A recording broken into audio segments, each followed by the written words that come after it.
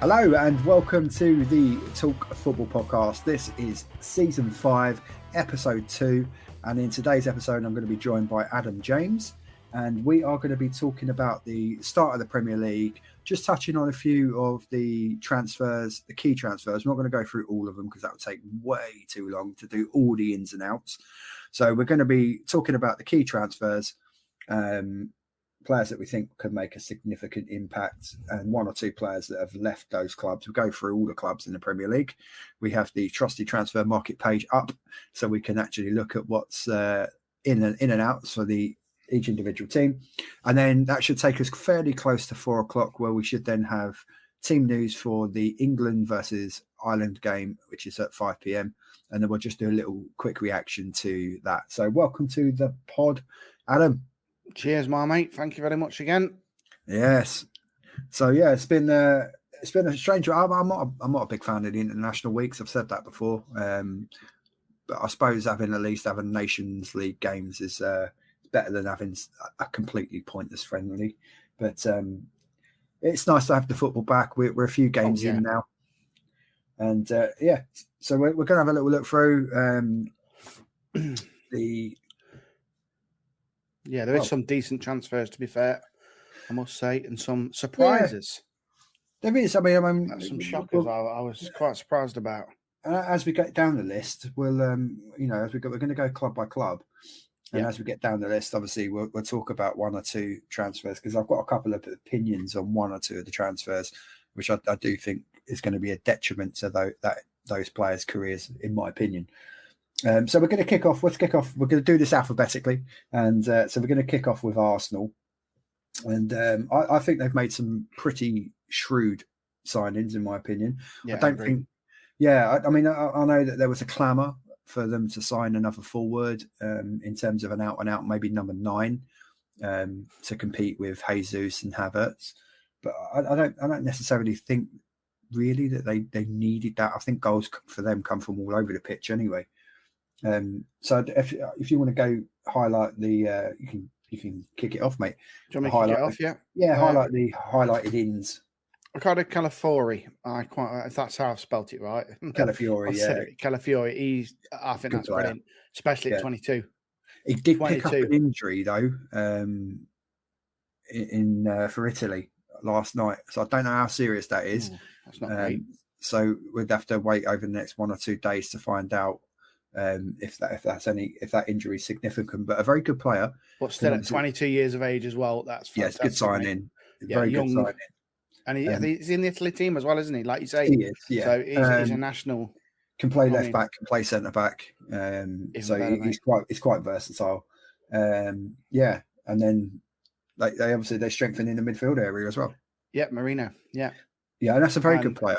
I was quite shocked at that one personally, because I never thought he'd leave there, because he's been there for years, hasn't he? So I mean, it looked like Liverpool were the favourites to get him, but for whatever reason, that didn't seem to happen. And the price quite shocked me for his age as well, 28. The price was a bit of a shocker.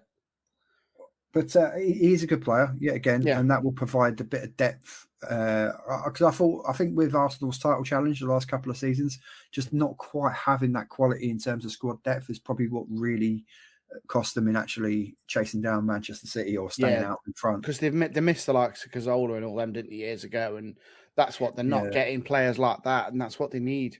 They need that quality backup. Yeah. Oh yeah, players. And then obviously another signing that really surprised me. And you're probably going to smile at this one, but Raheem Sterling, that was a weird one. It didn't necessarily surprise me, because they're not covering. Let's put this out there. They're not covering all his wages, so they're covering. I think just under half of his wages, if I've got that information right. But that still gets a big chunk of his wages off of Al. It's just what surprised me was it going to a rival. I'm like, I thought, I'm sure. I mean, technically, that wasn't be allowed. I mean, technically, at the moment, the way where we are, Chelsea currently. I mean, we're not probably rivals with them in terms of a sense of actually challenging for where their league position is going to be. I'd love to be, but we're not. I can understand why he's done it though, because he stays local, doesn't he? He stays local to where he is. Yeah, I know that was a big factor that he didn't want to leave London. and and he's worked with, obviously, it's worth remembering he has worked with Arteta before when Arteta was an assistant to Pep at Man City. Oh, so, yeah, I forgot about that, yeah. So there is a relationship there. They know each other well. And I think leading up to transfer deadline day, Arteta did make some significant comments that Sterling was a player that he was, capable of working with and would be happy to work with. I think he'll do all right then, it'll bring the best out of him, I think. I don't necessarily think he'll start every game. Obviously, his preferred position will be off the left, so he'll be in direct competition with Martinelli and Trossard across there. So I know Trossard probably wasn't particularly happy with that signing, but he's playing. He's out of his world now. Trossard, yeah, he scored, didn't he? Off the bench. You need depth anyway, so yeah, it provides that for them. And you never know what happens with these, international breaks. Players get injured, stuff like that. True, so, true. There's another one, a bit of a. Quite well. I know it's only a loan, but Neto. Is that as a backup? Do you reckon, or yeah, well, he'll be a backup. No, well, I don't think he'll take Raya's place. I think Raya's shown his class in the first few games of the season already, and obviously that's finalised as a permanent deal now. So I'm not surprised. Obviously, Neto is quite old, but he captained Bournemouth last season. He did. Yeah, and they're all right team, to be fair. You know what? I'm quite surprised. Yeah, they're a good team. So, it's in terms of Arsenal, that's a sensible signing. It provides a bit of goalkeeping depth. And then we're not going to touch on all their players that left, but I'll start with the out players, significant ones for me, which obviously Smith Rowe going to Fulham. We'll touch on that when we talk about Fulham in terms of the impact he can have there. Nketiah, obviously he's gone to Palace, and Ramsdale, who went to Southampton. Ramsdale's an interesting one, and we'll talk about that when we get on. When we at Bournemouth, in a bit. Southampton. Southampton. Sorry, not Bournemouth. Yeah, sorry. So that was Arsenal, and I do think adding that depth, I do think they'll be there or thereabouts again in terms of challenging for the Premier League. You reckon? I do. Yeah, I think it will. I think Liverpool will be not far behind, but I still think it'll be. I think it's going to be a tight one again. It's going to be very tight. I don't know.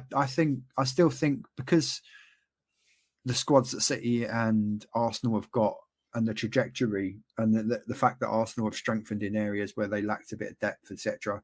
I do think they'll go a bit closer to City. I still think City are gonna. I think they'll still win it. I think they'll still fly away with it personally, but I think Arsenal will be closer, and maybe just maybe they could potentially do it this year if everyone stays fit and the players that they've brought in, in addition to the squad. I'd like to, because I'm sick of Man City winning it. Well, you can't have them doing it this many times in a row. That's for sure. It would, in my opinion, that would be bad for football in terms of the Premier League. But yeah, anyway, I say Arsenal. I think they'll be there or thereabouts. I think that's sensible signings. They've not gone absolutely crazy, and they've actually brought in a fair bit of money in terms of the players that have gone out. So for them, I think that's good. Yeah. So we'll move on to Aston Villa. Villa. I'll start off, shall I, with Anana from Everton. Again, I don't know about you, but I'm not really in with the hype on Anana. I'm not quite keen on him, to be honest. I like it. I think he's a good player. Do I think he's a 60-odd million? No, he reminds me too much of Bambi. Sure. When he gets the ball, he just falls over all the time. And the injury record's a little bit sketchy as well. Yeah. He missed. But he is young though. He is only 22, so you've got to bear that in mind as well. Yeah, he missed a lot of games. For Everton, but he is a powerhouse midfielder, and he can. He is box to box. He is powerhouse, and if you keep him fit, then I've no doubts that he will be. And to be fair, he has been playing well for Everton though. For Villa, he's been playing well. What I've seen. Yeah, so, and obviously they took Maatsen as well off of my club Chelsea. Yeah, which I think that for everyone that was a good deal all round. I believe so. I wasn't going to touch up on this one, but Archer, that was a weird one. Yeah, I remember you saying that. So they brought him in and they've sent him out on loan. Yeah. No, they left it. He went from obviously brought him from Sheffield United, and then as we'll cover that in the next one, he went to Southampton. Out. Yeah, well, I was going to cover that on the out anyway, but is that just a profit thing where they've been just profit? Yeah, did they not have a buyback clause on him? Yeah, they did when he went to Sheffield United. Yes, so then that's why they brought him back. But then they've sold him out for more, which is good. Do you know what? It's good business. I mean, it's a good way of getting around FFP and making a few extra, exactly, a few bits of profit. Exactly. I wasn't going to touch up on him, but I think that's it for them, really. Well, yeah, and really. Then two relatively significant players that have left which I was shocked with these two. And Diaby. I wasn't, because to be honest, the Douglas Luiz one's been coming for a few seasons. Louise, I knew that was coming anyway because of Lehman, and she was going and all that rumours, and then him being in a relationship. I thought that's something's going to happen. He's going to go. She followed him. Yeah, he signed there first, and then she followed. Yeah, she followed him. Yeah, so I knew it. And Diaby, I'm not too surprised on that one. Terrible injury record. And they've taken a fairly significant fee from the Saudi league for him. So and a money grabbing get. that's good business all round, really, for that, I believe. That's good money, and that is very good. That's the key ones for Aston Villa. So, I do expect Villa to be sniffing in. I think it'll be a tougher season for them because obviously they've got Champions League to contend with. Yeah, I've got that. I've got them in Champions League. Yeah, I do expect them to still be in and around the top six, where they may be able to have a little bit of a push towards the top four again. They've started off a little bit shaky. Ollie Watkins is not quite up to speed yet after recovering from the Euros. So John Duran's been starting, but I do expect that Ollie Watkins will be back firing. Duran's been scoring though, well, hasn't he? He's a very good player, and he was linked with moves away as well. Because Chelsea, yet again, I mean, they were linked with everyone, but we were in for him last season. We tried to get a deal done around about the 40-odd million. It never happened, and I thought he may, and there was other clubs looking at him again this transfer window, but it never happened. They've kept hold of him. I think they needed to. He is, he's young. Was he at 18, 19, or whatever he is, or 20? He's not very old, that's for sure. But it's like Emery as well. I'm very impressed with Emery at Villa. A great manager. Did a lot for Seville, didn't he? You know what I mean? Class manager. And if anyone knows how to do well in the European competitions and manage that workload, it will be him. Yeah. Yeah. I hope for their sake, because I've got a few mates who are Villa fans, I hope that the European adventures they have are not at the detriment to their league placing and position. But you got to go for it. You might only get one or two opportunities of being in the Champions League, so you might as well have a crack at it. I've got a friend, Rob Evans. He goes to the matches, lives in Birmingham. Yeah. So he's massive on them. That's it. I've got high hopes for them, to be honest. I really have. I still think they'll be there or thereabouts, and I think they'll probably do fairly well in cup competitions this season as well. But probably, you wouldn't be too surprised if they picked up an FA Cup. I wouldn't be surprised at that at all. Just never say never, as I say. No. So Bournemouth now, yeah. Bournemouth. And obviously they break their transfer record, bringing in Evan Nilsson, who's a young Brazilian striker, significant money. Very good player for Porto, he was. Yeah, and they brought in Sinistera as well. Yet again, a dynamic winger, can play anywhere across the front. And obviously that was their two probably key signings. Yeah. And then they do now, which he was on loan last season anyway. He was, yes. That was an obligation to buy as well. But yeah, again, a good backup striker. And here's one I've not heard of: Houston from Juventus, a 19-year-old centre back, Spanish. Yeah, so I think I've never heard of him, but I'd like to see him play. So yeah, I think Bournemouth are never going to be able to go absolutely crazy in terms of spending, but they did bring it. They sold Solanke, and that brought in significant funds, which has funded obviously the signings that they bought. I mean, I personally, I like Solanke. We'll get on to that when it comes to Spurs. When we get to Spurs, and I know I've got Paul. Obviously, Paul's coming over from New Zealand, who's a regular on the show. He likes the signing as well, so we'll talk about that when we get to Spurs. But yeah, that was the key ones for Bournemouth. I do feel this could be a bit of a struggle season for Bournemouth. Yeah, I agree. If they without Solanke's goals, when he was amazing in the season just gone, without those goals, if the players they've brought in can't hit the ground running and they get into a bit of a rut. But Iriola, I actually had him down last season as being one of, after replacing Scotty Parker, wasn't it? Yeah. I did have him down as one of the favourites to be sacked, and I got that wrong, and he actually did a pretty good job. So he's a good manager. I was quite surprised last season. I was quite surprised at Bournemouth. I thought relegation, could be on the cards. Well, but do you know what? They surprised me as well, to be fair, which I was quite shocked about. Play some really good football. And then when you've got a striker that's on a hot streak, the way Solanke was, he didn't miss many games, and he's a good target man, and he can stretch teams in behind as well. He has got a bit of pace. I think he did need the big move as well. I'm not so sure because this happened before with him, because obviously he was with us Liverpool at Chelsea, didn't he? Yeah, and he went Liverpool, and he had an opportunity there. It didn't work out, and then he's obviously gone to Bournemouth and come back up through the Championship with them, and done really well. But it is worth bearing in mind, it's one flying season. I know it was like 22, 23 Premier League goals, whatever it was, but it was only one flying season in the Premier League. And to spend as much money on him that has been spent, I still think it's a bit of a risk for a player I'm not convinced is a 20-goal a season striker. No, but especially at a good player. Million it was 60 odd. Yeah, I know. Wow. So anyway, but that's that with add-ons, or is that with? I don't know. Probably with add-ons, surely. I think it was something like 55 odd, and then there's no more outs really there at Bournemouth. I don't think. Not really.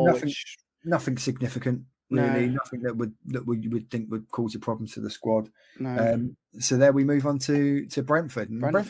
Brentford's an interesting one because we've had the whole will he go, will he stay, Tony saga, and it went down to the wire transfer deadline day, and obviously left for significant money to the Saudi League. But we'll talk about we'll cover that in a second. But I want to talk. We'll talk about their ins first. And they had a bit of misfortune, so they brought in Igor Thiago, a Brazilian striker, and they brought him in, and he gets injured pre-season. He's pretty much probably going to miss most of the season, if not all of it, which is a real shame because he was the one that was obviously going to be a direct replacement for Ivan Toney. But worth bearing in mind, they have still got Mbeumo, they have still got Visser. So it's not like they're short in forward areas, and they have got some players either at all, are they? Them? Yeah, they have got good wingers, and obviously, if they can get Thiago back, quicker than expected, then that would be good for them. But they did sign Carvalho from Liverpool, a good young attacking midfielder, and a decent defender as well. And the dog agrees as well. Yeah, Lexi agrees. Lexi agrees. So they have signed one or two significant players, and they do have some attacking ability in those forward areas. So again, I think it might be a bit of a struggle for Thomas Frank this season, and it could be potentially without Tony's goals, although they had him missing obviously because of the betting scandal. Yeah, they had him missing they survived. And obviously, they lost their number one goalkeeper, Rayo, last season. So, but they've got Flecken, and he seems all right. I don't know if they've got any other goalkeepers that will. I have an inkling in January. I think he will sign another striker. I think he probably will, or a couple, or even if it's on loan. Even if they can bring a loan in, it would be sensible. You would think. Exactly. Yeah. See, Lexi agrees. So if anyone's wondering and watching who that is, that's little Lexi dog. She's a little dash hound, and she sits on the bed behind Dad, and she agrees sometimes with what he says, and sometimes she don't, and she tells him off if he's talking rubbish. Yeah, she'll growl if she doesn't agree.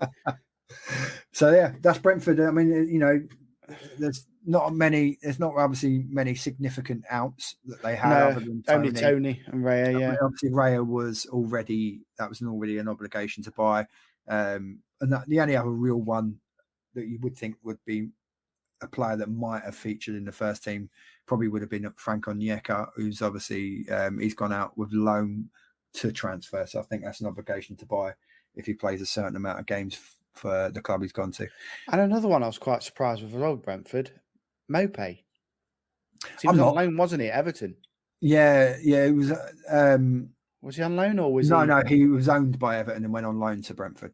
Ah, And now he's now gone on a 6 million. yeah, and we'll talk about it when we get to Everton, then, won't we? Yeah, so I don't necessarily think that was a big shocker, really. I mean, he's not a bad player, but he's not great. He's one of them players that you don't mind having on your team because he winds everyone else up. But everyone else hates him. Right, so we're moving on to Brighton now. I mean, they're obviously the money that they've brought in terms of their players that have gone out is really significant. It's a lot of ins. I'm looking at the list now. It's a lot of ins. Yeah. Let me just bring up Brighton here. Yeah, I've got Jorginho Ruta from Leeds. From Leeds, very, very good signing. Great player, 22 as well, young. Signing.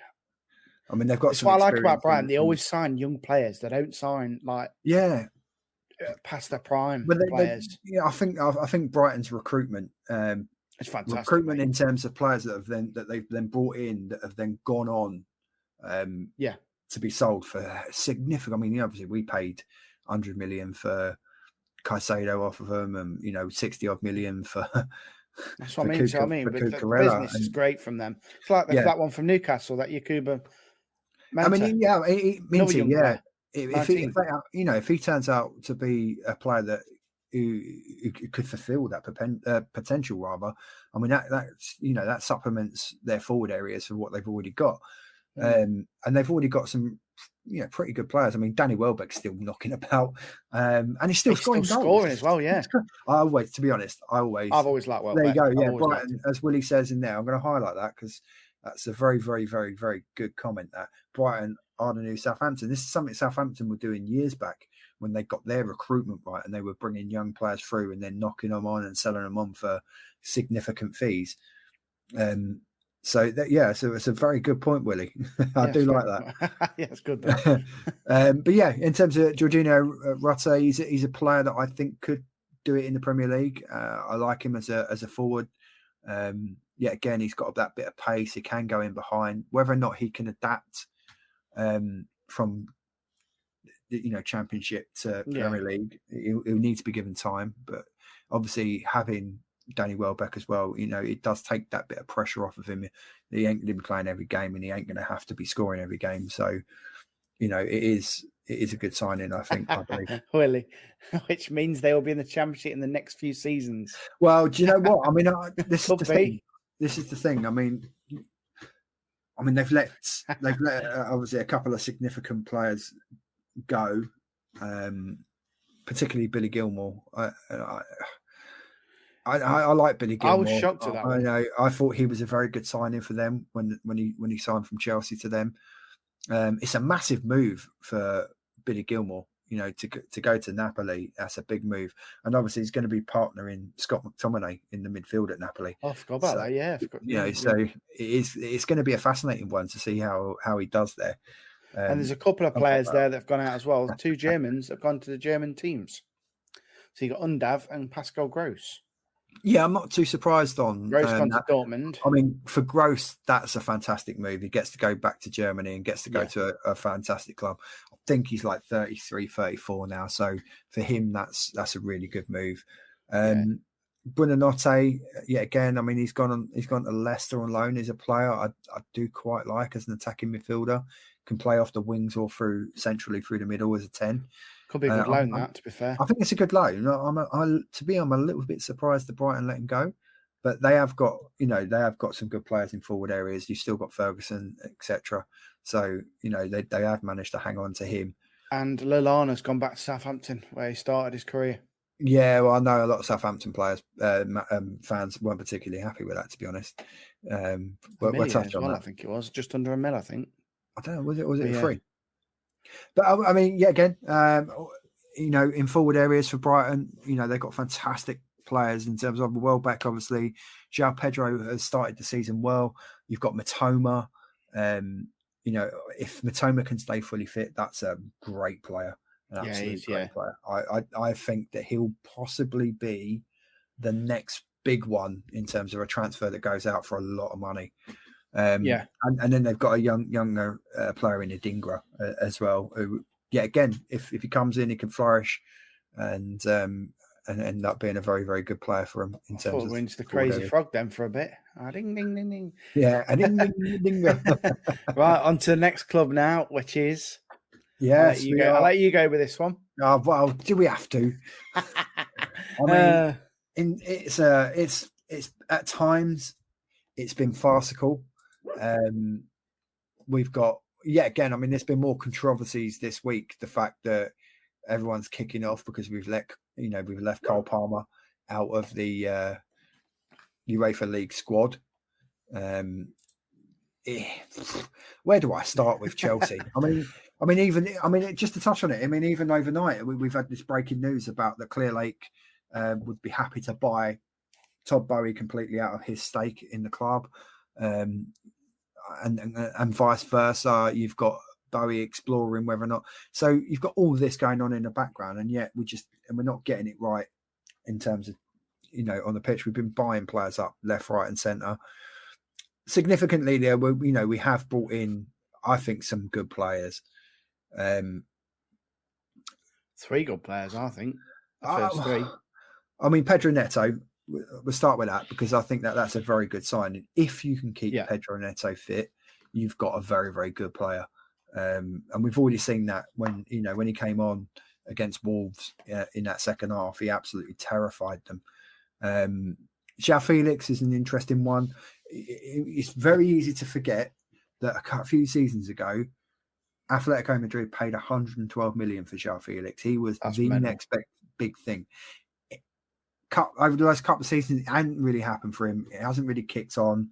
Obviously, he went to bouncing between loans between etc. Barcelona and Atleti, and it didn't quite happen. But when he came on loan to Chelsea, obviously got a red card in one of the games. That didn't really help. But we saw glimpses of the player that he could potentially be, and I know that he liked being in London.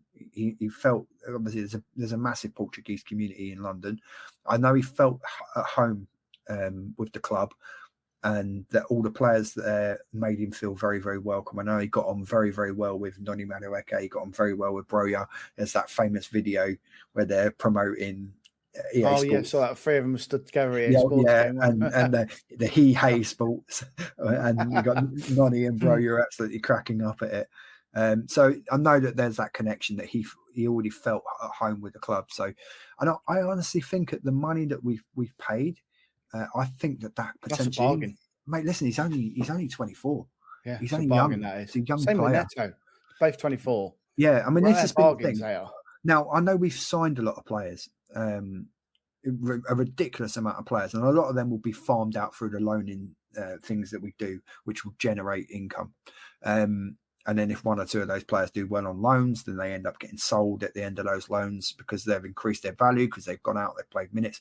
So it's not something. This is something. It's not just something the new owners have stumbled across. Roman Abramovich was doing this season in, season out with players. It's just that because it's Clear Lake and we're in the spotlight of it at the moment. That at one point in under Roman, we had something like 57 players out on loan. But that generates income and it's sensible. And because albeit we have very wealthy owners, I mean the owners we've got now are they're more wealthy than Abramovich. Yeah.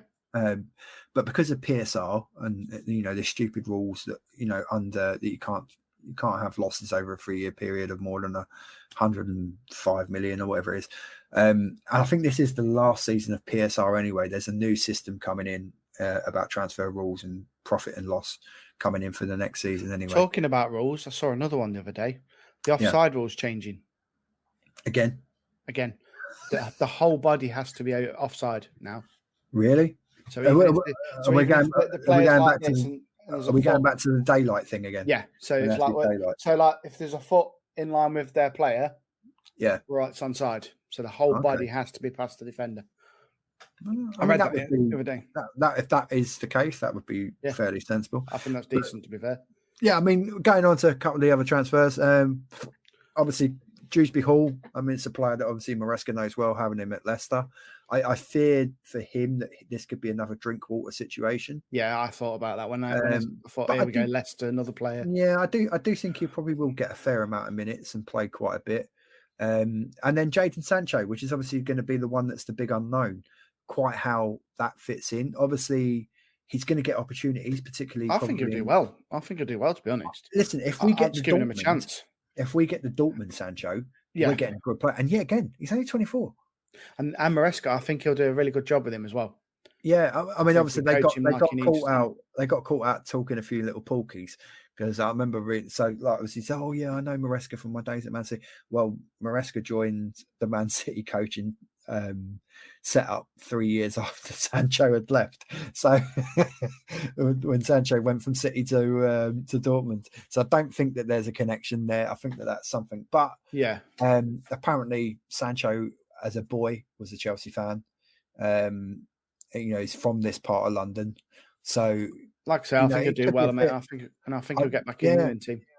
I wouldn't be surprised. I think, again, I think if we get the player that was on loan at Dortmund last season and the player that obviously kicked his career into gear at Dortmund, I think we get a very good player. And yet again, the money it's a loan with a obligation to buy.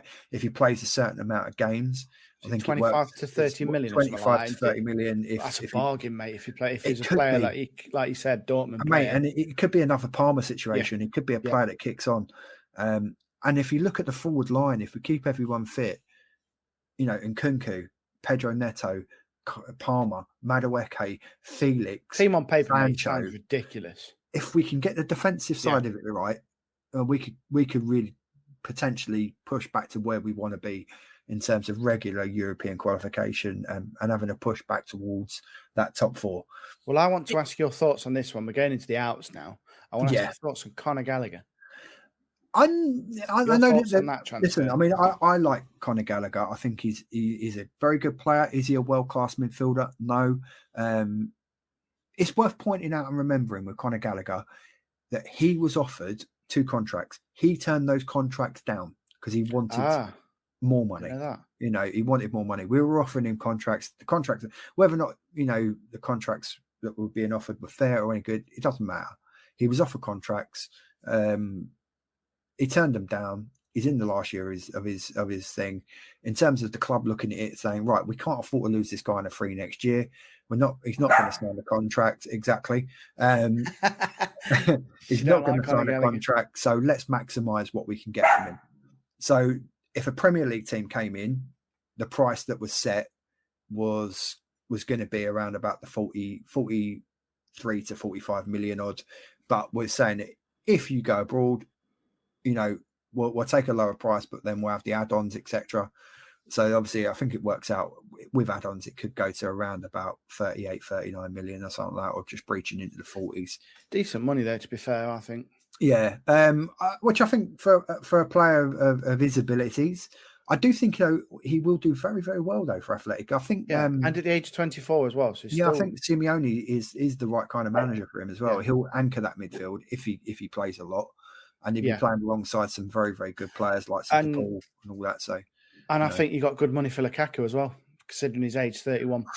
I mean, it's been coming though. It's been coming for years. To be fair, I mean, we've made a bit on loans on him for the time that he's been out on loans, etc. And we've lost a significant amount of money. There's no way around that. I mean, but for more importantly for me and for the club and for the way our wage structure is now, getting his wages off the books. It's a lot off the wage bill, isn't it? Yeah. Wow. That was more important than the money we brought in for him on the transfer itself. He was on something like 300 odd K a week or whatever it was. And the way our current wage structure is, most of the top earners are on around about 125 to 150 or whatever. There's not many left at the club now that are in that 200 odd bracket. Yeah, well, speaking of that as well, Thiago Silva, he was on a bit of good wage as well. He wasn't. He left. Was he not? He wasn't. Was he not? No, he went on big money, mate. No, I mean, obviously it was a free transfer and initially, and he was on a good wage. Obviously, the signing on fee would have been significant. Yeah. But he went on big money, and you look at all these young players that we've signed now. because they're all in these long-term contracts. The actual weekly wages are not massive. When we got rid of this, when we had this big massive squad overhaul, and we got rid of all these players that were on the massive money, we saved ourselves something like 200 odd million a week or whatever it was on wages. I know, it's phenomenal. That's so mad. And all the players that we brought in, Carl Palmer, before he signed this extension and bump in wages, I think Carl Palmer's wage when we signed him from City, it was on about 75 grand a week. And there's another one as well, Chalobah on loan to Palace. Yeah, so that I quite rated him. I didn't mind him centre-back. Chalobah is loan to transfer. Yeah, again, I personally thought when he came back from his injury, I thought he was phenomenal. And when he came into the team, Caicedo was playing really well, particularly. But for me, when Trev came in the team, I thought that the performances of the team and the stability in the defence was much better. Yeah, and I'm gutted. I think that's a massive mistake, and I think that. But having said that, we've got Fofana back from injury. We've got Tosin, although he hasn't started brilliantly. We've got Tosin on a free from Fulham. Colwell, you've still got, so we've got an abundance. Some decent ones still, yeah. Yeah, I know Badiashile is suffering at the moment with his confidence and the way he's playing, but he can still be a good player. Disasi ain't a bad backup, can cover the right back areas. Obviously, with Reece out injured, if Malagusto gets injured, Disasi can cover there.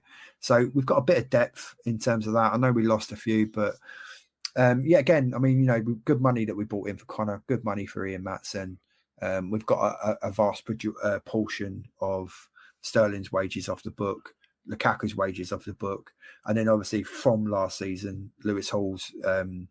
That's a finalised deal, obviously, because that was an obligation to buy at the end of the loan as well. So this is passion, look how long we've gone on for Chelsea. I know, and I didn't want to talk about Chelsea. Passion. It is what it is, isn't it? Again, I mean, it's a complete unknown with young players. They're so inconsistent. So we could go on a run and we could finish top four, or we may be hovering mid-table. I think you'll do better than last season. Let's just say that. I think so, and I think we have to give Maresca time to implement the way he's going to want to play. We have to be patient with that. Lavia is going to be a massive player for this season. I know he's out injured again. Hopefully, I have seen changes though of the team. The team has been playing well of late. They have. I'll give it that. And I quite like the fact that when we have Noni on the right and we have Palmer in the 10 with be it Nkunku or Jackson through the middle or whatever, and then Neto off the left, I think that's right.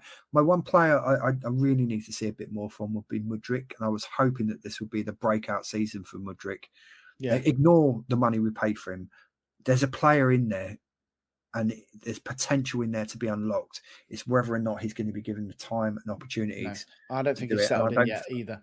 I think he's settled. Probably. I just think he's so raw. I mean, he hadn't played a massive amount of football. Yeah, but you got to bear in mind the managerial changes as well. So player probably hasn't settled in with all the. I think with Maresca and he survives. Yes, I think. See, Maresca likes he likes the wingers that are more like a 10 that plays wide than an out-and-out wingers. And Mudryk falls into that. And same with Sterling. They fall into that kind of out-and-out winger. In their best positions, they're out-and-out wingers. And that's not necessarily something... Whereas Noni can come inside. Noni's good on the ball. Palmer's good on the ball. Neto's good on the ball. They don't have to always have that blistering pace to get in behind players to make something happen. Whereas Mudryk relies on that pace to go past people. But his end product isn't there yet. No, given time, maybe it can come. But, I think you've seen with the transfers, you're not going to get that kind of time. So right, let's move on from Chelsea. Palace. It's boring me now. I had to say it. Sorry. Right. Palace. Nketiah from Arsenal. Again, I think that's potentially a good signing for Palace. They've already got a number of forwards anyway. Obviously, Mateta went on a really good scoring streak towards the end of last season. He did. I remember and Palace were probably, along with Chelsea, were probably towards the end of the season, were two of the informed teams in the Premier League. And so, great. They did really well. Getting Glasner as a manager is brilliant. And they've signed 2 other decent players as well. Yeah, so obviously Nketiah will get goals. If you're given the service, Nketiah will get goals. I've no doubt about that. And Lecroix from Wolfsburg. Yeah, a very great centre back, great signing. Nice bit of experience goes in alongside there. So, and yet again, another one which was not maybe as significant in terms of like money, but we've seen him play in the Premier League before for Watford in Sarr. Ismaila Sarr, he's great. Yeah, can play through the middle, can play off the right, can play off the left.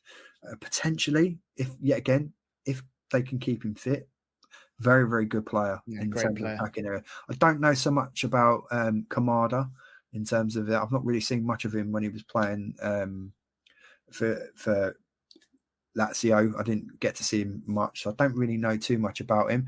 But yet again, that just supplements their attacking midfield areas and maybe enables Glasner to give Eze a bit of a rest every now and then, etc. Yeah. And likewise, you say about the experience at the centre back, Chalobah. He's got experience. They've got him on loan. So potentially as a partnership. I know, and they've lost. Obviously, we'll touch this on on the outs. Yeah. But they did lose a centre back. So in terms of having, but they signed Riyad as well, which is another centre back. So they have got a bit more depth now, and the money that they brought now, I think. Yeah, the money they brought in, I think that they've spent it quite well. I expect them to carry on their momentum. I don't think that European qualification might be a bit difficult for them. No, I still think mid-table. I think in and around sort of like 10th to 8th would be a really good season for Palace. And in fact, the biggest thing for Palace could be potentially whether or not they can actually hold on to the manager. Well, that's true. Yeah, because he is a good manager. I do like him. He's a good manager, and it's no doubt. He plays. Clubs will be sacking managers. It always happens. The managerial merry-go-round will kick in at some point. I would expect that, and he will be a manager that top teams, if they need a manager, would be looking at, in my opinion. And then on their outs, obviously Elise to Munich. I think he'll do really well there. In terms of their wingers at Munich, you've got Coman, who's not really caught fire for the last season and a bit. So, I think that will supplement that. A forward line of Kane, Elise, Musiala, supplemented with their midfield. Goretzka in behind them, etc.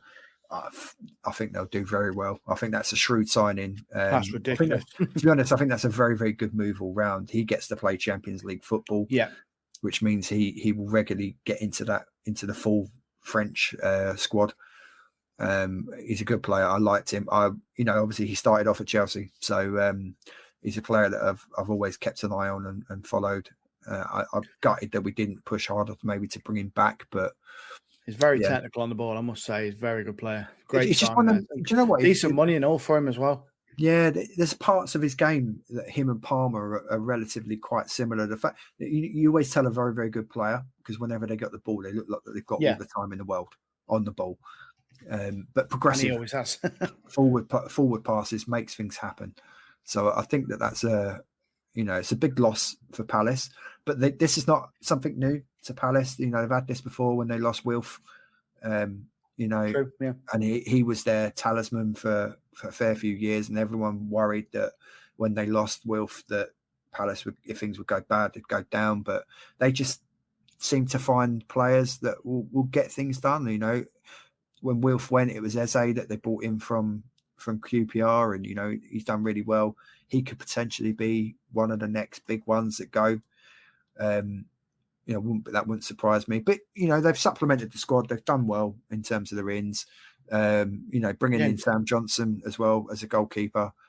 I think that's a sensible move. Good one, that is, yeah. What about JT Anderson though? That centre back. What do you reckon to him going? To Fulham. I mean, we'll touch on that when we get to Fulham. Fulham, yeah. And we'll be touching on that after Evan, but. Yeah, I don't think Everton will last long because there's not many. No, I don't. I struggle. Again, I said one that surprised me in terms of the money, in terms of how much. But good move for him. Fulham are a good club, and yet again, he doesn't have to uproot move house or anything like that. It's only a few there, miles. yeah, Just around the corner, pretty much, isn't it? Well, pretty much. I mean, Palace is the other. I live in Malden. Palace is just up the other side of Croydon, just there, and obviously Fulham is literally, just over Putney Bridge to start down there. So it's like an Uber to the ground. maybe less than 10 miles. Yeah. So, it's not a big stretch. That's not bad then, is it? Right, Everton. No, huh? Everton. Do you know what? I don't even know any. I think we should just skip that bit. There's two signings though. I've got a couple of mates who are very, very good mates of mine, and they're big Everton fans. But I think this is the year Everton go. Yeah, 100%. There's two signings for me. Brozier from Chelsea on loan. Yeah, I mean, obviously he was linked with Ipswich the whole way through the transfer window. It was Ipswich. They were the ones that were going to get him. It didn't happen. There was a problem with the medical, with a foot injury. The very, very last seconds and minutes, Everton come in and got the deal, and it is a loan to transfer. Yeah, I believe. Do you know how much? It'll be around about 25 to 30 million, depending on appearances, etc. I believe. Right. I'm not too sure. And this was a shock to me from QPR, Asmir Begovic. I've actually met him because when he was at Stoke, I don't Morrison's, and he come in and I served him in Morrison's. Yeah, I don't think that's too surprised at the age he is. I think he'll go in there with to help him, a bit of coaching and play the odd games here and there. I think he'll play cups more than anything. Obviously, departure-wise, I mean, Everton have been in trouble with PSR rules, etc. Obviously, last season they suffered with the double points deduction. So, they had to sell players. Onana was their biggest asset in terms of money-wise they could get back. Godfrey going to Italy. Decent price for that, though. Yeah. Godfrey. Yeah, Godfrey going to Italy. I believe he was in the last year of his contract anyway. Yeah, it was. Him going to Italy. He wants to leave. It was a bit of a surprise.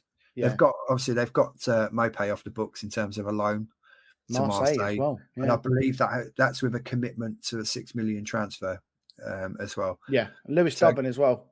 I think that's a transfer with add-ons. Yeah, Dobbin, which great player, but at Derby I didn't. Yeah, but with that one.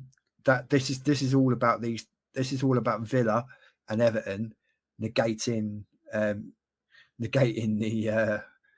PSR rules. Yeah, because I noticed that because there's a lot in there that's doing that. I believe Everton took. I can't remember who it was, but I believe they have taken a player. Let me just bring up all the rivals because I do believe Everton took a player from Aston Villa, so that on their books that both goes down as pure profit transfers. So it kind of, it's a kind of a funny one. Let me just have a look here. Yeah, here it is. So they took Tim Ugambanam, Ugambanam. He's a young player, so they took him in for 10 million. So on Aston Villa's books, that then goes down as a pure profit transfer, and then obviously, Dobbin going the other way, that then goes down. Well. Yeah, but no, Onana's different because obviously that works there because he's not an academy product. An academy product, goes down as pure profit. So you've seen this with a few clubs where they're doing this whole switch around players. So these young players that are getting that explains that Archer one then. Yes, this is all about academy products, pure profit things. It's a manipulating. It's clever. It's manipulating the rules. Because obviously, when you buy other players, they or sell other players, you don't necessarily, get all the money up front, etc. So while we're on this one, then, and we move on to Fulham, right? Would this include Smith Rowe then as well, with him being an academy for Arsenal? Yes. So that then becomes a pure profit sale, and obviously that's pure profit for Arsenal. Yeah. So that's that's. And now I get it now because when you've mentioned it before, I'm like, I didn't get what it meant by that. Yeah. Now I get it. Now it's all to do with youngsters. This is like with Chelsea. This is about why there was such a clamour to sell Chalobah and Conor Gallagher because they are pure profit because they're academy players. Yeah. So that's why. Right. So we'll have a look at Fulham then. Yeah, we've just mentioned Smith Rowe. We've already mentioned him anyway. Yeah, so I think that's signing for Fulham. I think that's a very, very good move for all of them. Yeah. I mean, obviously for Arsenal, they get good money. For the player, he will probably play most, if not all, games. Yeah, and then Anderson as well, centre back. Palace have just been on about good signing as well. And Sander Berg as well from Burnley. From Burnley, yeah. Again, they've strengthened. Great signing. Forward areas, they strengthened at the back, and they've strengthened their midfield. The loan of Reece Nelson as well. I mean, he potentially has. For me, that's a player that falls into that sort of Sancho bracket, because when he was on loan out before playing abroad, he did really, really well. Yeah, and I just think he needs an opportunity, and I think he'll get that at Fulham. And there's another one as well, Ryan Sessegnon from back to.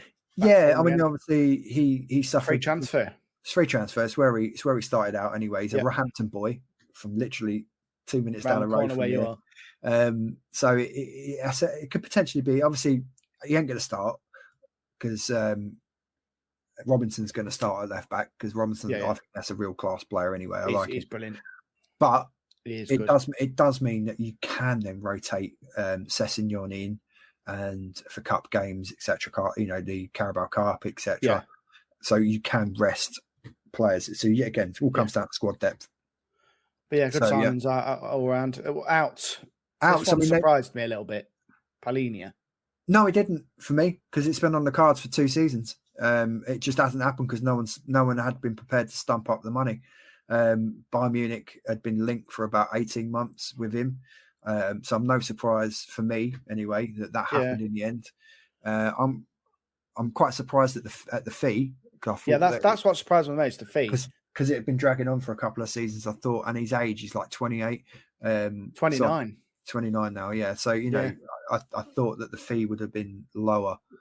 I'd have thought it'd been around about 30 mil, not what it was. Yeah. So, again, I mean, it's great. It's a great move for him in terms of going to Bayern Munich. He'd be playing, again, Champions League football. But again, look, another out. I'm sure he's an academy product, Stansfield. Gone to Birmingham. Yeah. Again, that's a transfer record for a player in because correct me if I'm wrong. They're League One. I think it's 10 million up front, and then the rest is in add-ons. Yeah. I know definitely 10 million. Yeah, I believe it is a record transfer for a League One club, and a record sale to a League One club. So that just shows the ambition of the new owners at Birmingham, really. So fair play to them. Yeah, and the reason why they're doing it is because there's only a wage cap there. There's no actual like in the Championship and thing. There's a FFP. So you don't get that in League One. Do they not have PSR in League One? No, you don't get it in League One. So it's only they only have the 83 million loss in or whatever it is, 60 million. That's why Derby, when they were in League One, they were still able to sign after they come out of administration. They were able to sign still because there was no FFP at all. Yeah. Another one that they lost, I know it's on a free transfer, but Bobby D. Cordova-Reid, he's been a good servant for him, Been a good signing for Leicester, to be fair. I think it could be. I've been watching him, he's good. When they had when they signed Kevin Mbabu, I actually, I thought that they would be getting a very, very good player there. I thought, he would thrive in the Premier League. It didn't really happen for him. No, it's no surprise to me that he's gone out on loan. And I think Fulham have got a good squad. They've got a good manager in Marco Silva. Mbabu's gone out on a free. He's gone to free. Yeah, Michelin. Yeah, I think that they'll be in the top half of the mid-table team. So maybe anywhere from. I think it might even be a struggle personally, but we'll see. I don't think they'll struggle. I think they've still got goals in the team. We'll see. They've got Munoz up front, who did really well last season. They've got good players in wide areas. They've now got a class player in Smith Rowe who can sit in and around the number 10 and play in behind the striker. So I think Fulham will do. I think they'll do very well. Yeah, right. Here we go. Newcomers, Ipswich Town. For me, their biggest signing. Eat this shepherd's pie as well. I know. I keep looking at it. It's making me drool. Their biggest signing could be the fact that they kept hold of their manager. Yes. Because Kieran McKenna was being obviously touted. Linked with Chelsea, wasn't he, as well? He was linked with Chelsea. He's a good manager. Back-to-back promotions. Yeah. It's an interesting one. They've not gone absolutely bananas in the transfer market. I think they've been relatively sensible. So obviously they've taken two Calvin signings. Phillips. Yeah, it's two signings that stand out. Two major signings. Yeah. you've got Calvin Phillips. Obviously, he needs to go somewhere where he's going to play and get his confidence back. We know the player he can be. So I think he'll be in a relatively similar situation as to what he was when he was at Leeds with Ipswich. And to me, Smodic's a great signing from Blackburn. I watched him play against Derby, mate, and he ripped us. Yeah, but you don't know how it's gonna. You never know how it's gonna. Can he do that in the Premier League? Because it's a different level. I think he has been scoring. I'm sure he has been scoring. Yeah, I'll get that up now. I'm sure he's been scoring. Obviously, a player that I'm very familiar with, because yet again, it's another one where Chelsea have made a significant fee on a great fee on a homegrown player. I was hoping that he would get his chance at Chelsea.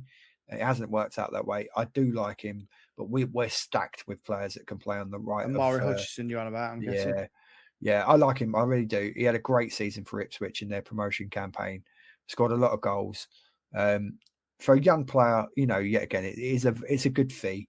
I would have hoped I would have hoped we could have given him an opportunity. But like I say, but we're stacked with right wingers, so he weren't going to get games. So it's only fair that he gets an opportunity. It works all round that transfer. Yeah.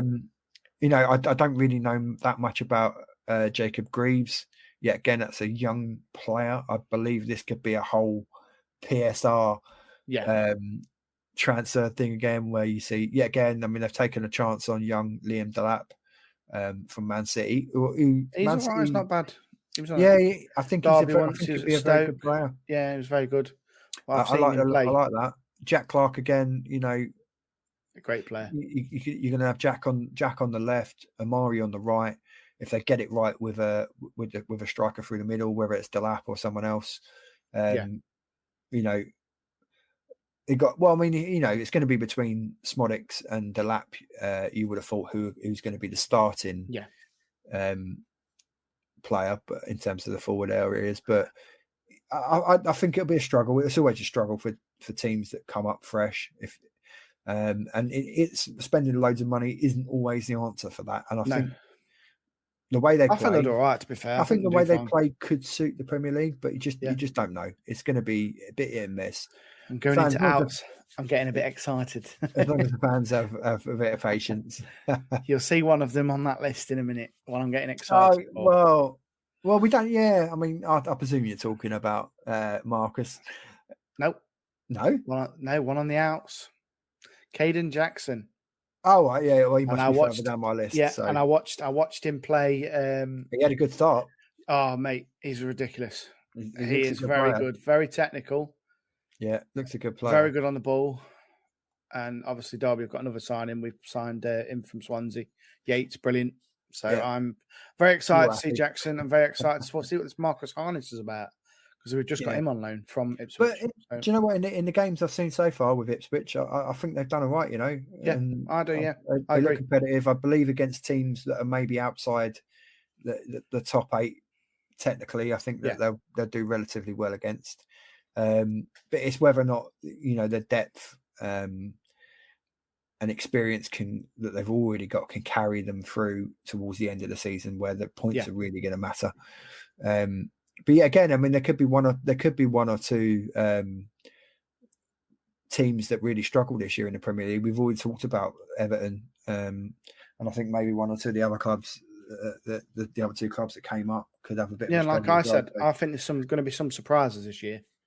I do, and there's always one team, and there is a team that I'm going to touch on when we get to them that I think will be one of the surprise teams as well. So, but we'll move on to another of the promoted. Yeah, I am refreshing, guys, for the England team, so please. If we get some team news live, we will be.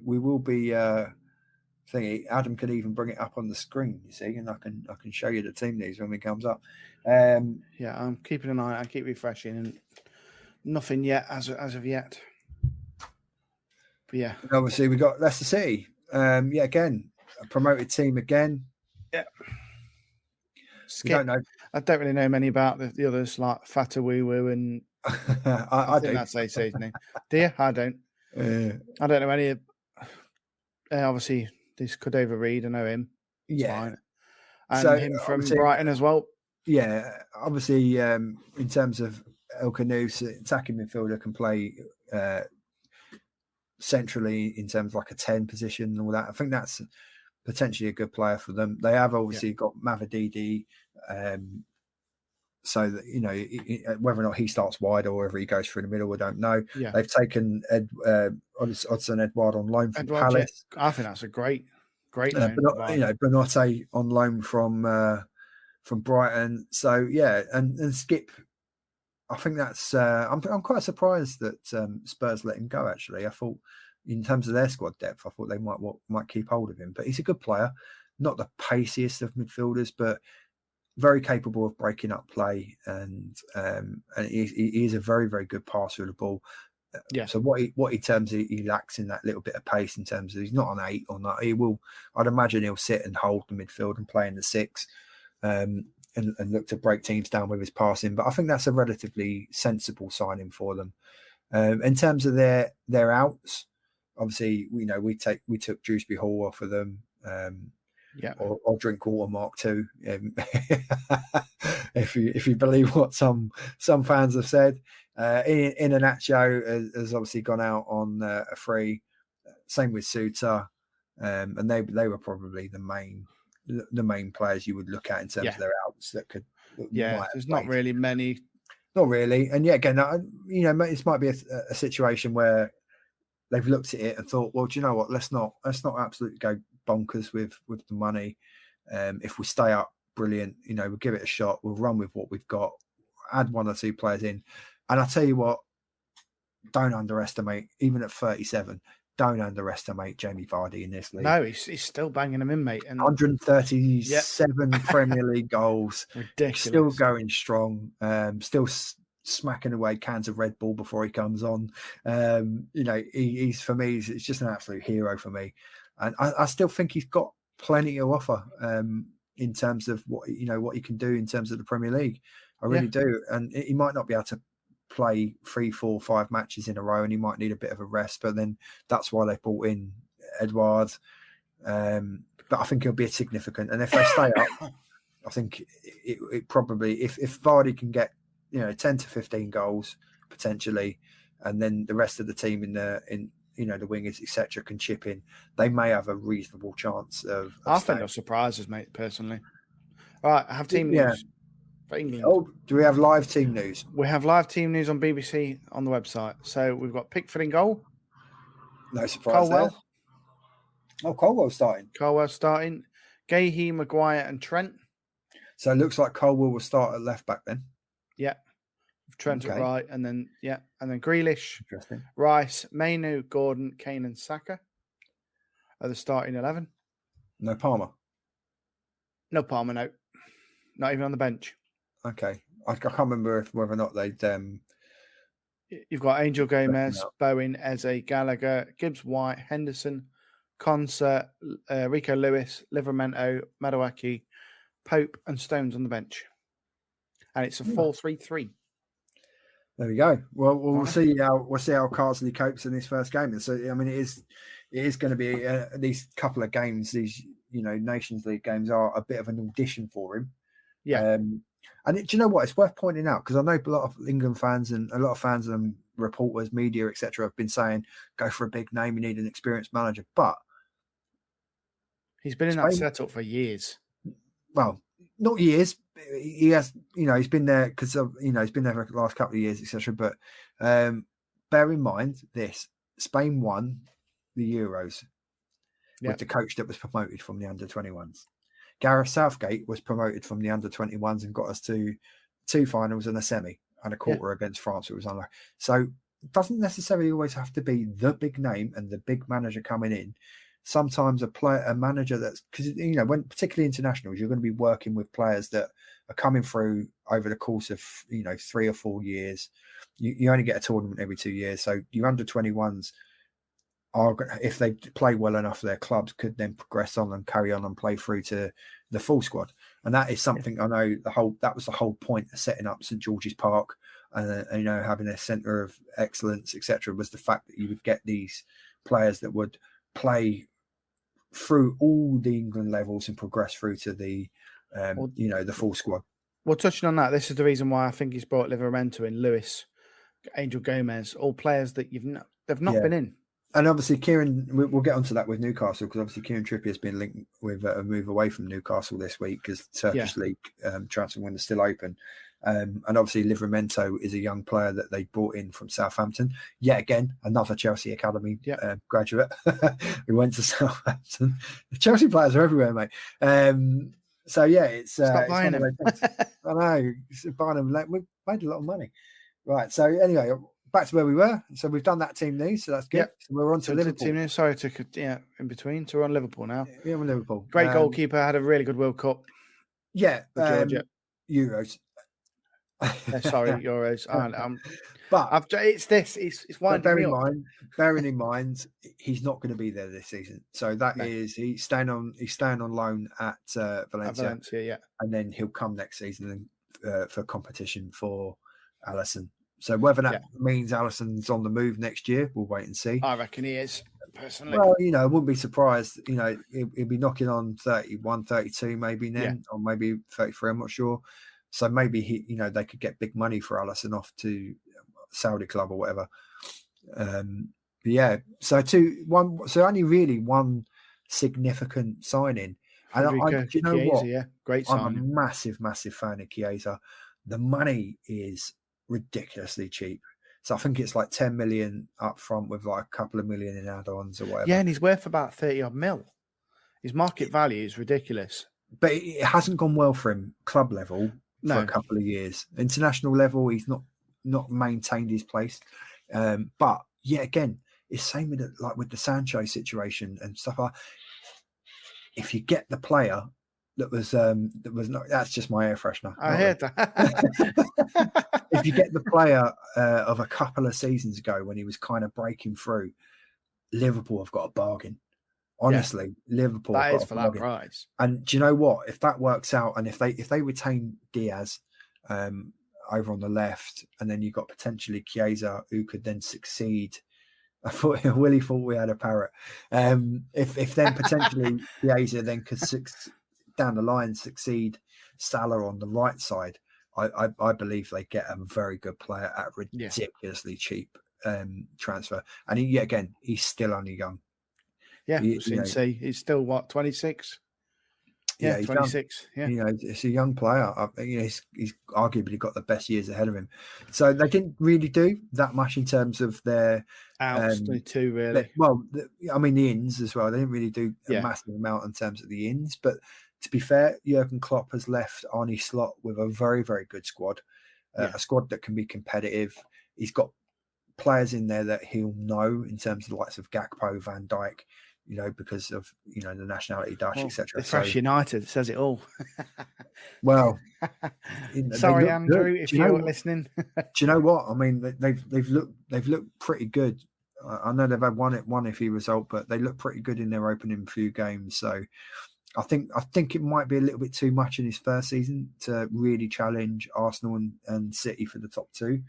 But I think that they're going to be comfortably in the top four. I don't have anything. I think Slot, from what I've seen, he's not a manager that kicks up a massive fuss. He's happy to go with what he's got. I think I think they'll probably strengthen with one or two in January as well. Yeah. Again, players that are already there, the likes of Elliott, I think will get more time. He's already got Jota. My one concern would be, and then maybe we could see him maybe potentially go in January, would be Nunes, because you don't really seem to fancy him. Yeah, he doesn't seem happy, does he? Yeah, no. Jota's been. I mean, Nunes hasn't kicked up a fuss or anything, but Jota has been preferred in the as the focal point. So it'd be interesting to see. See how Nunes goes. Yeah, if he does. Yeah, if he does go, if maybe a loan move, or maybe he'll stay, maybe he'll get back in the team. He's still a good player. He just has that he's that sort of like that Mudryk thing where the end product isn't always as good. But in terms of his his ability to find space in the box, his movement's very, very good.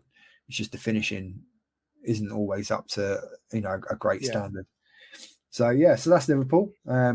City now, Man City. They'll be thereabouts. City didn't do massive amounts. No. But back again on a free. That is just the most sensible move ever. Brilliant. Can't fault that whatsoever. Don't really know much about this Brazilian, this 20-year-old. Don't really much about him. Yeah, again, this is you're talking about what's his face, Savio, I presume. Savino, was it? Is it Savino? Yeah. So Savino, I think. So he was owned by Troyes or whatever you want to call him. Troyes. Never played for him. Went on loan to Girona. Done amazing with Girona, and then obviously City have brought him in. Now here's the twist: both those clubs are owned by the same group that owns City. Ah, that explains it then.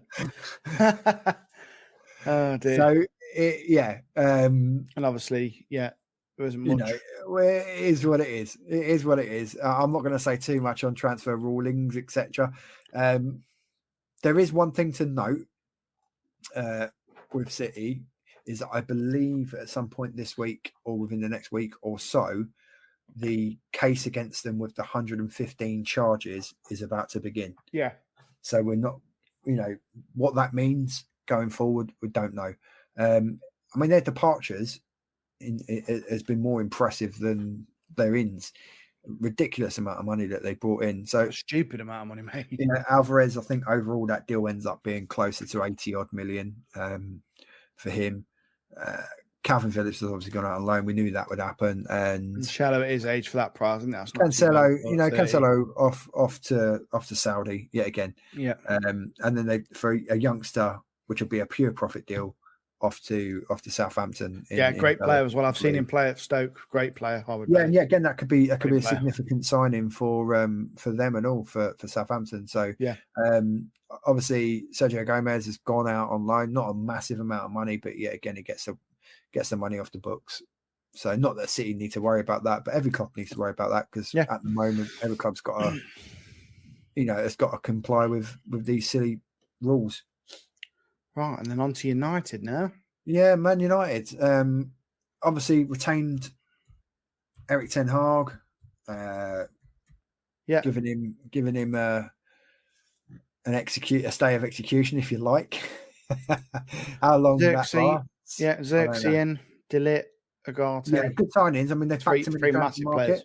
You can't not argue. Lenny Yoro, very unfortunate, very, very good young player.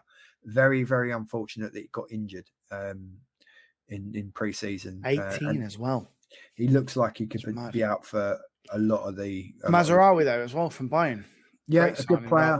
Played all right as well against Liverpool. Yeah, I mean, obviously they lost Wan-Bissaka. So, we'll talk about him, where he went. Agate could be a very, very good signing. He could be that anchor in midfield that frees up Mainu and Fernandez for more attacking areas. He is a only 23 as well.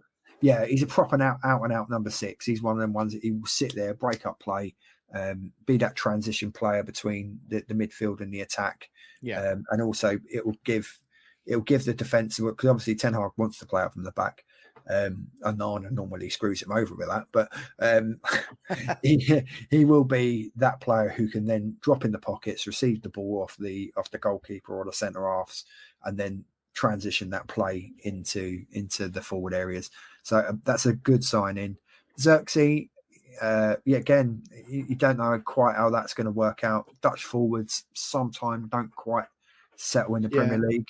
Why do you reckon to De Ligt? I think it's a good signing. It's a good sign, but I've not seen him play well as of late. No, he's had a tough time. Struggling against Liverpool, didn't he? Yeah, he had a tough time. It'll take him, he's not the quickest of centre-backs. It will take him time to settle. I believe that pairing him and overall long-term, him and Martinez as a partnership together will work really well. Obviously, there's a problem at left-back because Luke Shaw injured. So left back's going to be an issue, but once they get a solid, fully fit back four in place, we got Marazawi. It could work really well. In terms of departures, obviously we took Sancho alone. Yeah, McTominay. I think that's a real shame. I really do. I think Napoli they could do well there. Underrated for me. I think he does exactly what you need him to do. He can boss the midfield. He can be an 8 and go box to box. He can play as a defensive midfielder, and he's got goals in him as well from midfield. So I think for him, that's a phenomenal move to Napoli. And the fact that he's going into Napoli and going to be playing alongside Billy Gilmour, straight away he's going to have some common ground to work from. Yeah, some not bad players gone there either. Mate, I tell you what, Gilmour, Lukaku, and you know what I mean. Some good players gone to Napoli. Given a hero's welcome.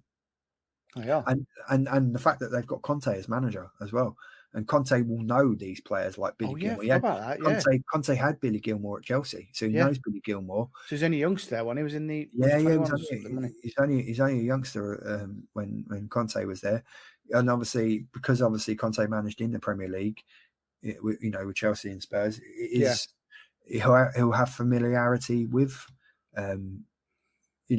with McTominay as well. So obviously Greenwood spent last season on loan in Spain, but has now gone on a permanent to Marseille. Yeah.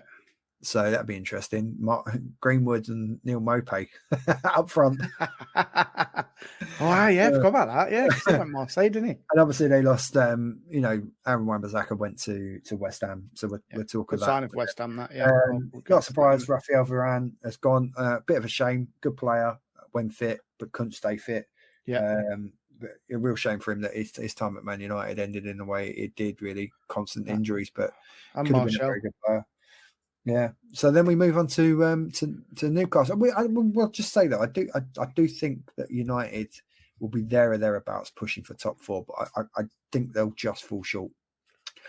Little Lexi's come up to say hello. Yeah, she wants to go to the toilet, so I may have to give you over to Hodge in a second while I just go and let her out.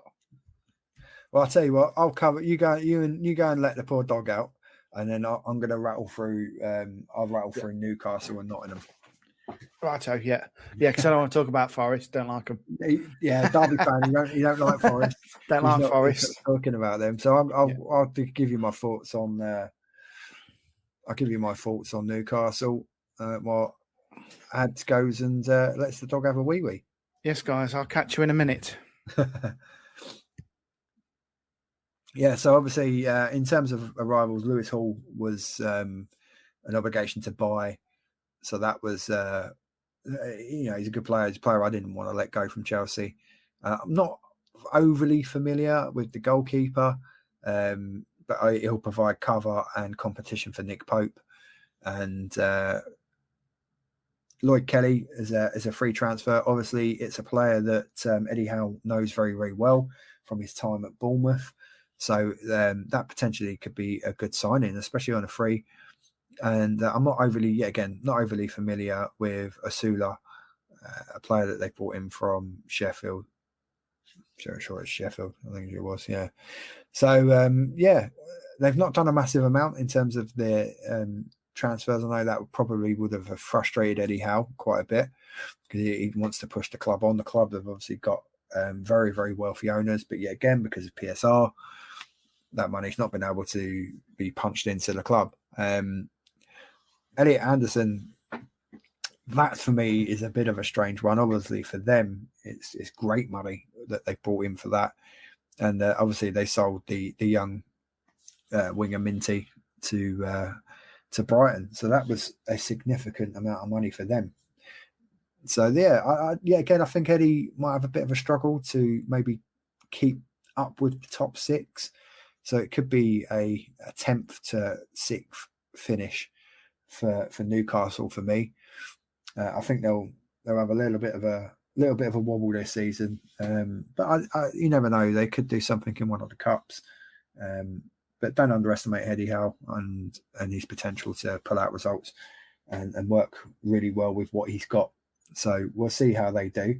We're going to move on to Nottingham Forest, which is obviously a nemesis club to Derby, who Adam is a fan of.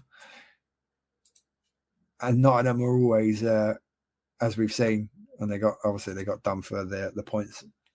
They are a club that like to fall foul of the PSR rules.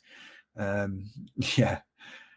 they've had obviously they brought in Elliot Anderson from Newcastle, who we just touched on. He's a very good player, actually. I mean, he is a good player. It'd be interesting to see how that works with him. And then they brought in James Ward-Prowse on a loan from West Ham. That didn't really work out to West Ham for James Ward-Prowse. I think that's a very good player. I think Forest are getting a very good player in that. Not really overly familiar with Milenkovic. I didn't see him too much at Fiorentina. I didn't really catch too much of the Serie A last season, so don't know really how that works. And same with Morato even from Benfica. So it'd be interesting to see how it works out for them. In terms of their departures, Niakite, who was a good centre-back, he's gone to Lyon.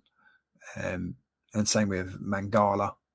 So that's two players. I mean, that's a combined amount of money of 50 odd million that they brought in for them two players. And obviously they sold the goalkeeper, Vlachodimos, or Chakadimas player. I don't know how to pronounce his name. But yeah, obviously he's gone off to Newcastle to give competition to Pope. So that's relatively good money coming in from them. But obviously their squad size was pretty large anyway. So they would have needed to trim the books, if you like. Obviously in forward areas, they managed to retain Elanga despite the interest on deadline day. I know Newcastle were pushing for Elanga. If they can stay fit, Hudson-Odoi and Gibbs-White provide a very, very good attacking base for their sort of like attacking midfield areas. Gibbs-White is a player I like a lot. And then with Chris Wood, Chris Wood is what you get with Chris Wood. You get a nice big lump in the box. He ain't bad on, as they say, he's got good feet for a big man. So again, I think it'd be touch and go for Forest. If they can get run a few games together and a few wins, they could potentially keep themselves enough away from the relegation zone. It's whether or not their FFP or PSR cases that are there, whether or not anything that creeps up again this season for any potential points deductions going forward. I'm not too sure if they've got anything, hanging over their heads on that. So that would be interesting to see. So that's them covered. So now we're going to have a little look at a good friend of mine. He's a big Southampton fan. He was obviously on the last show of season 4. So now we're going to have a look at Southampton. I'm back, guys. And Adam rejoins us. Yep. So obviously promoted back to the Premier League, Southampton. Obviously they've signed Darren Ramsdale from Arsenal, that's a really good signing. They've taken another Chelsea player that's gone on loan. We can't get away from Chelsea. So Leslie Ugachukwu. Now I like Ugachukwu. I think he's a very good player, and I think he'll do really, really well at Southampton. Obviously they brought in Archer from Villa. Yeah, Howard Bellis as well from City. Yeah, Flynn Downs, obviously former Swansea player. Didn't really work out for him at his boyhood club, West Ham. So he's ended up with a permanent transfer to Southampton.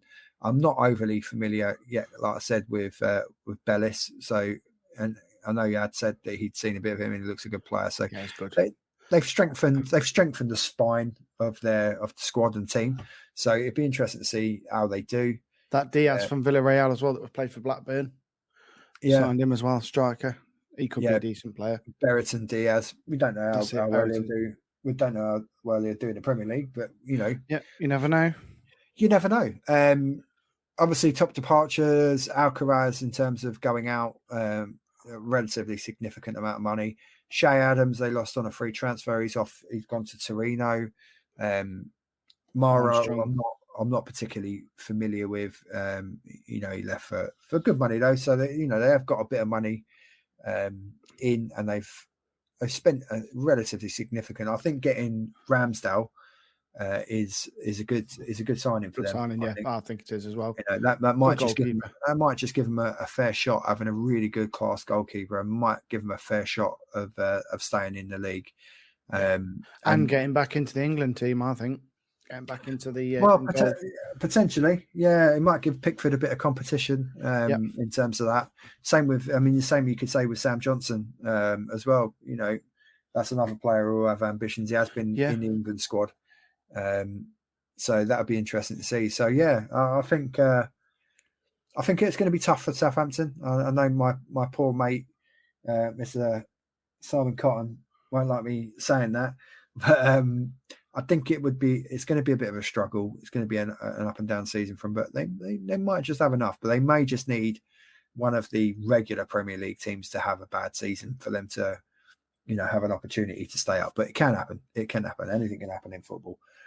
So yeah, so that's Southampton. Let's move on to the old Spurs. The old Spurs, eh? So yeah, so you got Solanke. Obviously, Solanke again. Very, very surprised at the amount of money.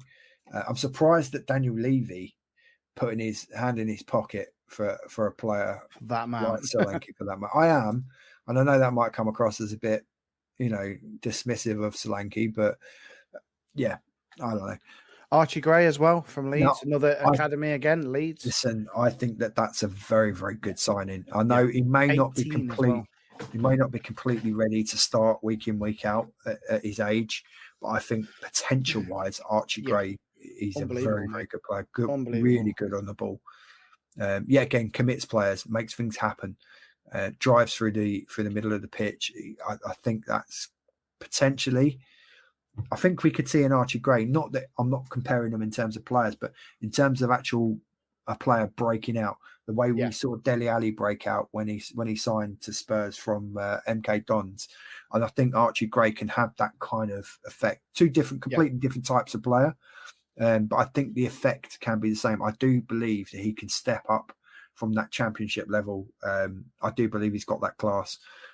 I'm not overly familiar with Odobert in terms of. I watched him the other day, mate, and he was unbelievable. He was a good player, very good player. Yeah, from what I've seen so far, I do like the look of him, and I saw a few bits and pieces of some Spurs games as well. I quite like the look of this Lucas Bergvall. Young lad, isn't he? Young Swedish lad. Yeah. And, 18, relatively low fee. He has come on as a few subs as well in the games. Yeah, and obviously losing like midfield players in terms of like Skip, Højbjerg, Lo Celso, etc. I do believe that the squad will look better for having one or two of these young players in there. Some big players that have gone out from Spurs, like Skip, Emerson, Roden, Lo Celso, Perisic, and Dumbele. I'm not too surprised on some of them. Obviously, in terms of this season, your bigger ones would have been Højbjerg. That didn't surprise me. And again, Marseille again. Coming in, I know. It's got a good team they are. I'll tell you what, Marseille could have a bit of a push against PSG this season, Yeah, I can see it happening personally. You could. So Brian Gill as well on Girona on loan. He's a great player. Yeah, he's I think for him he was just a bit too lightweight for the Premier League. Yeah. A decent player, but a bit too lightweight. So again, it'll be an ambition of Big Ange. He'll want to push for the top 4 Champions League qualification. I think that's vital for a club of Spurs size that they're there for that.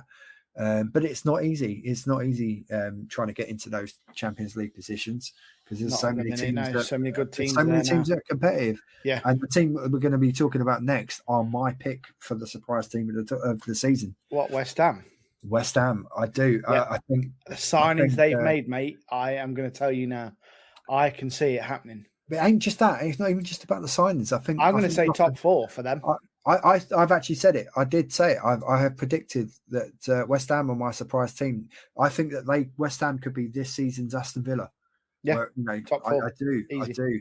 I think the signings they've made, like Somerville, Fulkrug, what a signing that is. Fulkrug, that's the perfect signing for West Ham. So you get a player that, in terms of like hold up ability, and that can do what Mikel Antonio does. And having them to compete in for that central position, I think that's good. And Fulkrug, we've seen it even with Germany in the Euros. He is a capable striker. Yeah, he's ridiculous. Not to be underestimated. I think that's a very, very good signing. They've gone Somerville. out. Well, you got Somerville in terms of that, but what I like of what he's done, and if you look at it on paper, he's gone out and got a ready-made partnership at the back in Kilman and Tadibo in terms of fullbacks. I think that's good signings. That is. I think that they've done really well. Yeah. Looking at it now, and you see them names. It's like that Carlos Soler on loan from PSG. That's a great signing. That's a very good signing. Very good experienced midfielder there. They brought in the Brazilian winger Guilherme. I think that again, I know it might take him a bit of time. South American player might take him a bit of a time to adjust, but they've retained Paquetá. So no one came in for Paquetá because there's stuff going on in the background with him. Potentially could be a ban or whatever. But yeah, I like the look of that. I like what they've done. Yes, it looks amazing, and the outs as well. They've done well with the outs, I think. Some of the depth there. I mean, I've got a bit of a soft spot for West Ham. I have a shirt in there, West Ham shirt, and obviously a Gerd going out on loan. I quite liked him. I thought he was a good centre half. Yeah, good defender. I was quite surprised when I saw that one. I felt a bit sorry for Ward-Prowse. He just doesn't fit the. And look where he's gone. Look where he's gone. I don't think he fits the pacey dynamic of what Lopetegui wants in his midfield. Yeah. Good signing for Forest, I must say. Yeah. I'm going to say that, even though I'm not a thinger for Forest, but that's a great signing. Yeah. Cat Kicker's gone off to Saudi. Cat Kicker? Yeah, Zuma. Oh, Zuma, yeah. I just saw that. And obviously they got a bit of money in for Ben Rama. He's gone for a bit of money, and obviously they've got decent money. Yeah, they got some good money for Flynn Downs as well from Southampton. So. And Kira and all, they've got some good money for him. That centre back, Jim. Yeah, Tilo Kira, and I think that's a bit of a shame actually, because I think he's I liked him. He's a good player. He wasn't that bad, was he? He could cover centre back and he could cover the right back areas as well. Johnson to Ipswich yet again, on a free. Yeah, good signing for Ipswich. Yeah, that's good. Flynn Downs, I was quite surprised at that one. Yeah, not really, because he weren't playing. Good money for him though.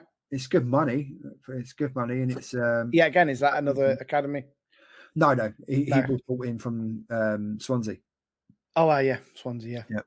But he was a boyhood West Ham fan, so he got to his dream club for him, but he didn't really work out. Now he's dreamed out. Obviously, Bonner, a player that served him brilliantly. He's gone to Watford in the Championship. I think that's a good move for them. That's a great signing for a Championship side. Yeah, and then obviously Ben Johnson, which is I'm surprised he didn't sign a new contract, but maybe I don't know. I don't understand why. I think he's a good right back. Good signing for Ipswich. I think it's a very good free signing for Ipswich. So they're my tip. They're my surprise team. I'm tipping West Ham. I'm not saying they will, but I'm just thinking. I'm thinking that I think Lopetegui could do something with them this season. And this next team, I'm predicting to go down. I don't know, because everyone's written Gary O'Neill off from the minute he walked into that job, and for me, he's done well. Whether or not they can maintain that with the players that they've got, I don't know. Obviously, we spanked him, but that. Yeah, do you know what? That 6-2 don't really tell the whole story of the game, because the first half they were very competitive and they could have easily have gone in. Yeah, I thought they were going to get you first half, and then Chelsea just come out second half and just blitzed them. Yeah, and I was that was a big shot that was. But yeah, in terms of players in, they haven't gone. Johnson, great signing. Andre as a defensive midfielder, we don't really know too much about him, so we don't know what that's going to look like. Gomez, I've never heard of him. Rodrigo Gomez. I'm a little bit familiar with Strand Larsen. I've seen him, but he's a very typical number 9, straight up striker. So, and that Tommy Doyle, I've seen him a few times play for City. Yeah, it'd be interesting. He's not a bad little midfielder, him, to be fair. Yeah, it'd be interesting to see how that works in terms of their forward areas. They've still got obviously Cunha who can play forward, and Podence has gone as well. He's gone to and Kilman's got obviously West Ham, Neto to Chelsea. Fabio Silva, which was obviously a big signing when they brought him in. They paid like 35 odd million for him as a young lad. That ain't quite worked out for him there, so he's gone back out on loan. Podence, I quite like Podence. I thought he was a good player, mate. I think he's got the potential, especially his age, 28. But for me, Fabio Silva as well. He was a good signing when they had him. He's gone out again on loan. Well, he never really kicked on it for me, Fabio Silva. No. Good signing at the time, but didn't really do anything. It was an exciting signing in terms of like you're paying a lot of money for a young forward, but it just never happened. And it's like it's Chawera. He's gone to obviously my club Derby, as you can see. I've not seen him yet. I think Max Kilman's going to be a big loss for them. Yeah. That is a big loss. Yeah, because they didn't really. Did they replace him? They didn't really, did they?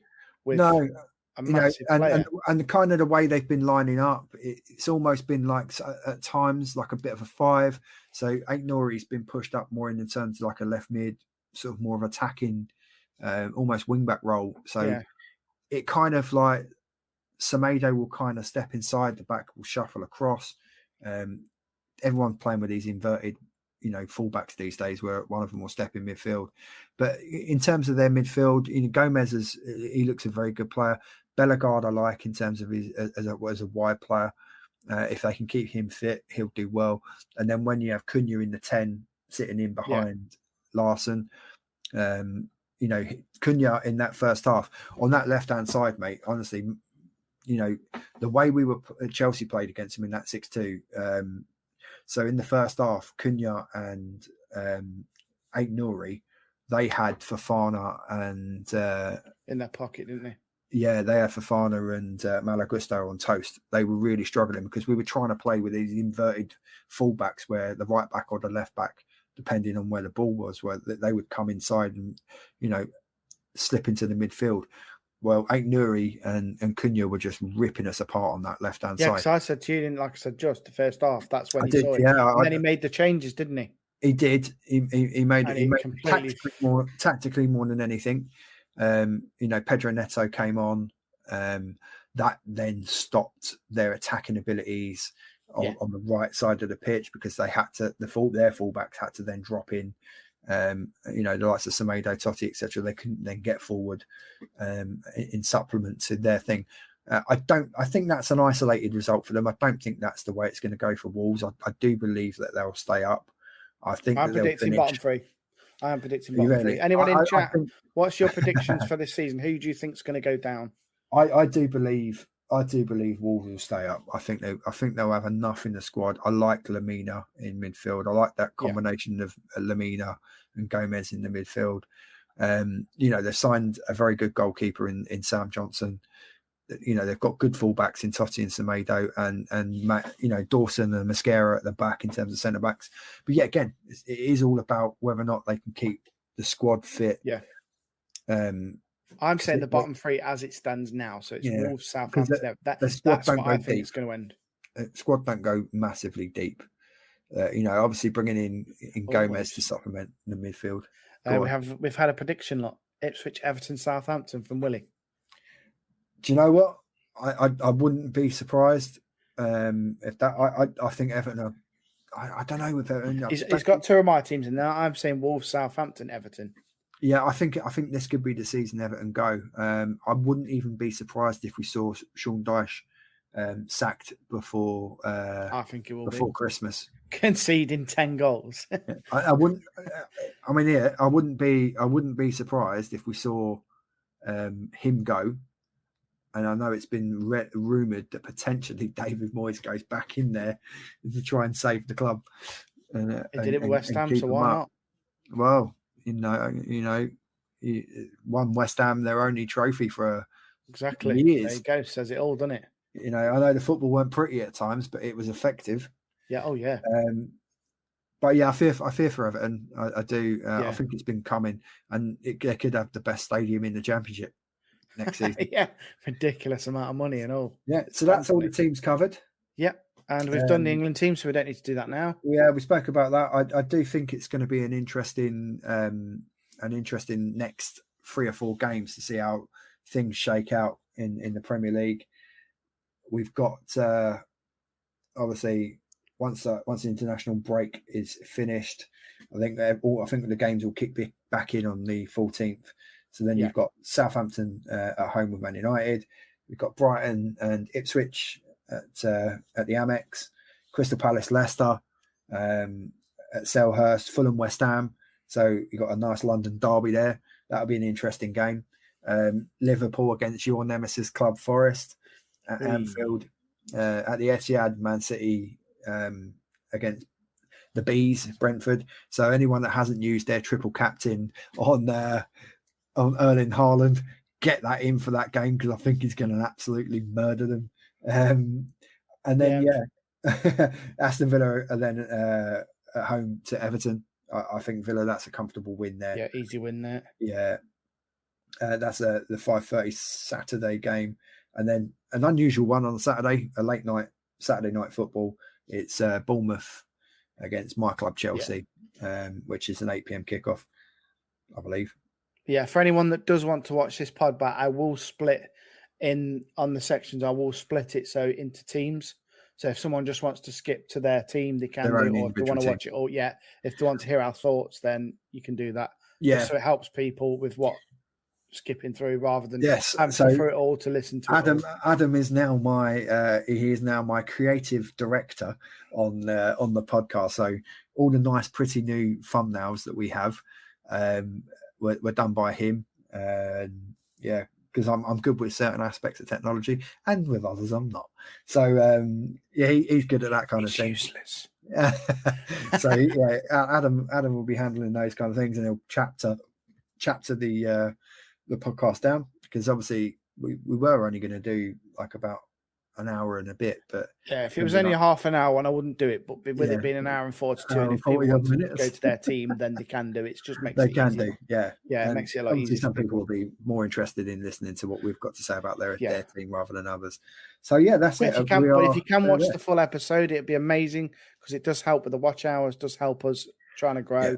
So and obviously, more important than everything, give us a thumbs up and hit the subscribe button, because our aim across this current season that we started, season 5, is to get to that magical 100 subs number. So if you have dropped in, or you do end up watching this back, please drop us a little sub. We love interaction.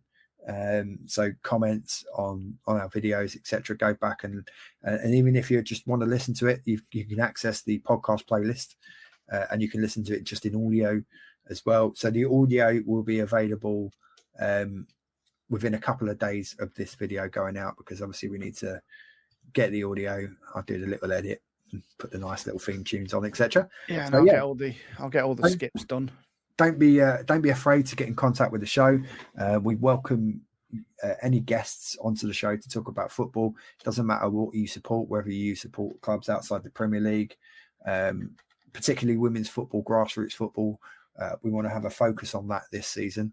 And it doesn't matter where you are in the world, whether you could be in Germany, Italy, MLS in America, South American teams. We welcome everyone. So you can get in contact with the show via the socials. The links are all across the description, in the bios, etc. And even if you want to do the old-fashioned email, you can email the show on talkfootballpdc@gmail.com. So if you're interested in coming on, all I ask is, if you are under the age of 16, that you can come on with a parent or with a parent's permission. If I can speak to your parents on Zoom, etc., and then get they can have their permission if they're comfortable with you coming on the pod. All the social links are running on the ticker below, so if you want to do that, you can see that there. And that's it. So get in contact with us, and feel free to come on and talk football with us at the Talk Football Podcast. So for me, your host Hodgie, thank you very much for joining, and to my co-host for today, Adam, thank you for joining the pod, mate. And cheers, guys. And the email is below me, so if you do want to come back and get it, then you can. It's below me on the picture. And then we'll catch you on the next episode. So stay tuned for that. Hit that bell, and then as soon as we get an episode up, you'll get that notification and enjoy what we've got to say. If you disagree with us, we welcome those comments as well. So any comments, if you think we're talking absolute rubbish, come on and tell us. So yes, thank you for joining the show. This has been season 5, episode 2, Talk Football Podcast. For those that are watching the England game, you've got about 10 minutes to get yourself a brew and get your TV on, etc. And we're probably going to go and play a bit of Call of Duty while watching this, because if we don't go well, we can commiserate ourselves for shooting people in the face. So let's take it easy, guys, and stay safe. See you on the next one.